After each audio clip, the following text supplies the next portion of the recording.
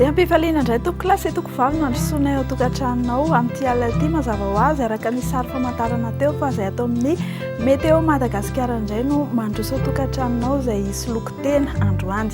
Ny tsioka avy atsimo atsinanana na ny alzay no mandrafitra ny androny amin'ny ilany atsinanan'ny avoatany atao anatin'ny roa andro hafa fa ny talio kosa na atsotsika hoe mousson no mandrafitra ny androny amin'ny tendrony avaratry Madagascar. Iverina ny oram-baratra amin'ny alakamisy ho avy izao ny amin'ny faritry ny avoatany ary isy vidina ny maripana manaraka izany. Dia izay ny amin'ny fahindro atolotra anao izao ny toetr'andro no vinavinaina amin'ny rapitso Talata. Isy ny orana malefaka ny amin'ny faritra Sava sy Analanjorofo, isy kosa ny sisan'ny oram-baratra ny amin'ny faritra avaratra andrefa ny Madagascar iray manontolo iny ary ifandimbiasan'ny rahona sy ny masoandro ny amin'ny faritra sisa arak'izao hitantsika amin'ny sary izao. Ho amin'ny rapitso tolakandro indray dia ifandimy ny rahona sy masoandro na andrahoana ny andro, ny faritry Melaky, ny faritra Antananarivo iray manontolo, ny faritra Analanjorofo sy Vadivavy Fitovinany, mahazo ny faritra Anosy sy Androiny izany.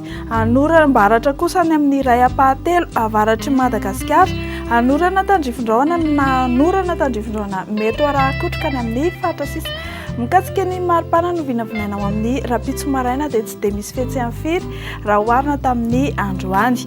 12 hatramin'ny 24 degré izao ny aty amin'ny faritry ny avoatany, 24 degré hatramin'ny 24 degré celsius kosa ny amin'ny morontsiraka atsinanana sy andrefana. Ho amin'ny rapitso tolakandro dia isy fiakaran'ny kely ny maripana aty amin'ny faritry ny avoatany, 17 na 24 degré izany, 430 degré no ambony indrindra hitantsika ny Morondava any. Dia omena fahafapo ianao raha hivoaka ivelan'ny Madagasikara ka tandrify amin'ireto faritra manaraka ireto. Ibalika be ary ny masoandro amin'ny rapitso any Johannesburg sy La Réunion any, andrahoana ny andro any Milan sy Bangkok, arahana orana malefaka izany any Paris, anoram-baratra ny faritry Comore, ifandimy ny rahona sy masoandro faritry Nairobi sy Maurice. Ho amin'ny rapitso dia hiposaka amin'ny 5 ora mahery 12 minitra ny masoandro ary iletika amin'ny 9 ora mahery 20 minitra. Dia mametraka ny mandrapitafa vetivety amin'ny meteo amin'ny fiteny frantsay indray toko klasy toko